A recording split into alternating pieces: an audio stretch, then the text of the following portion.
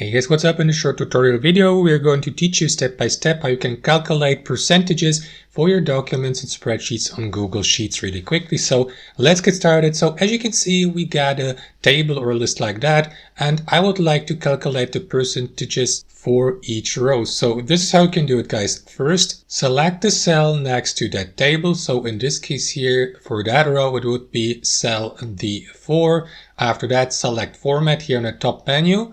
Select numbers from that drop-down menu and choose %. And once it's done, simply type into that cell equal, then copy and paste the data from the column to the left, which is 16 in that case, type slash and divide that by the total amount here at the bottom. Press enter, and there you go. As you can see, Google Sheets just calculated that for me, and you can repeat that for each row here of your table, applying the same trick. So that's how you do it, guys. Thanks for watching and have a wonderful day.